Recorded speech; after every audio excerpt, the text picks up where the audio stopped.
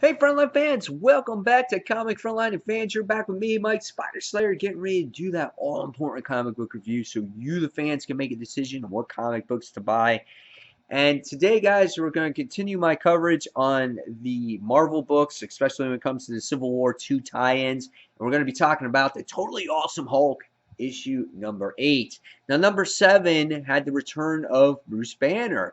It was a really interesting issue, and I really enjoyed his return on how he was dealing with the inner emotions of himself and really kind of going through a withdrawal without having the Hulk and can't believe that the Hulk is no longer around.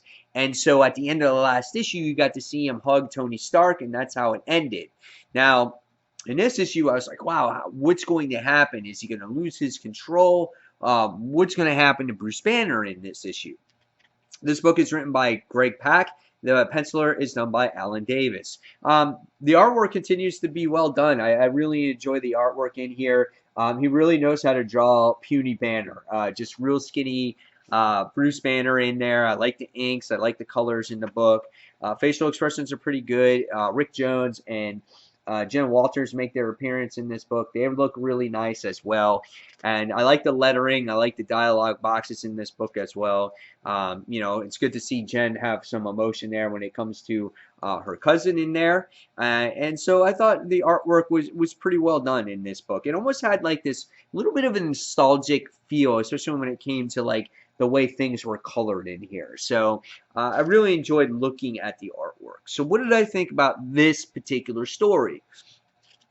So in this story, we wind up finding out that once again, just like in every single Totally Awesome Hulk, we always get a reintroduction of who Amadeus Cho is, who his sister is, which is Maddie Cho, and except in the last issue, and they always introduce those two on who they are, in case you forgot who they and what they're about.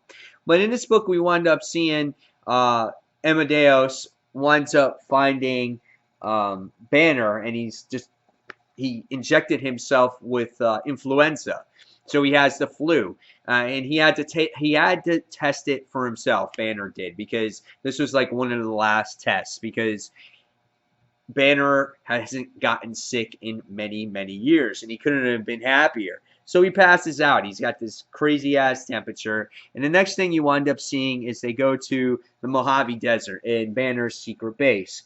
And you get to see Maddie and Amadeus coming up with the family recipe and trying to nurse Banner back to health.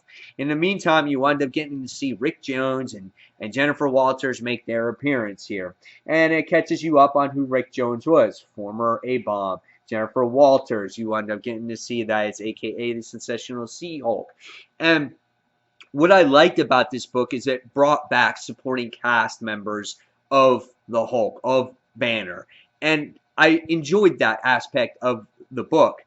However, the book was really slow. It spent the entire time just nursing Banner back to health, making sure he's okay. Then Amadeus Cho winds up testing one of Banner's, I guess, cells or whatnot when he first became the Hulk and trying to break out of it.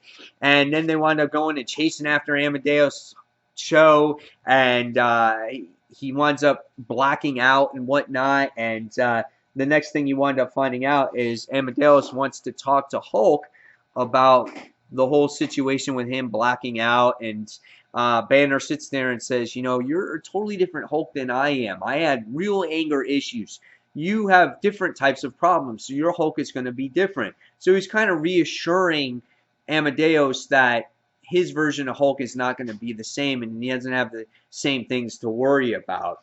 And then by the time you wind up getting to the end of this issue, Banner realizes, yes, he is no longer the Hulk whatsoever, and he is at peace with himself, and Amadeus Cho winds up getting the virus himself, which I don't get how he gets the virus when Banner would never get sick. So that kind of didn't make sense to me. But we see that Banner is at peace with himself. So overall, what did I think of Civil War II's tie-in to the Totally Awesome Hulk? It had nothing to do with Civil War whatsoever. There wasn't a mention of Civil War in this book. The only thing is I guess Banner, Jennifer Walters was involved in issue 1. I mean, I don't know. Or this obviously took place before Civil War, so I don't know how it really ties into it. Don't put the Civil War tag or banner on it when it doesn't have anything to do with it. I thought it was a nice book at getting the whole supporting cast together, but it was a very slow issue. You know, it shows Banner in bed the whole time, and then it shows Amadeus Cho in bed. It made me want to go to bed because I was so sleepy after reading the book. And it was its own little flaw there because I felt like Banner said, I haven't gotten sick in years because I was the Hulk and I could get rid of any virus. But Amadeus Cho is a Hulk and he has the virus. I don't know. It didn't make sense to me. Um, but it was a good story, just a nice little fun read, but it was nothing at all that blew my socks off. And unfortunately, I got to give this a 2.75 out of 5 stars. You know, decent story, nice artwork, had nothing to do with Civil War, no action, kind of was like a little bit of a lackluster since we had such an emotional issue in issue number 7 here. So this was a little bit let down. So where do we go now from here? Where does Bruce Banner's role in all this? Does he stay with these guys? You know, when does he become the Hulk again? I don't know. It really felt like a stalled type of book. So, yeah, unfortunately, 2.75 out of 5 stars.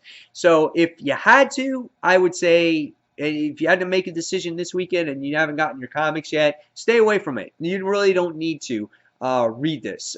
Issue number 7 was a good read. Issue number 8 doesn't progress the story. I would say try issue number 9 and see where it goes. So again, guys, keep the discussion going. Tell me what you thought of Totally Awesome Hulk issue number 8. And as always, fans, don't forget to check out all the other Comic Frontliners reviews and our live shows each and every week. Whether it comes to Comic Frontline, Media Madness, Zone 4, we got it all here for you. So again, fans, this is Mike Spider Slayer signing off, and I'll see you on the next comic book review.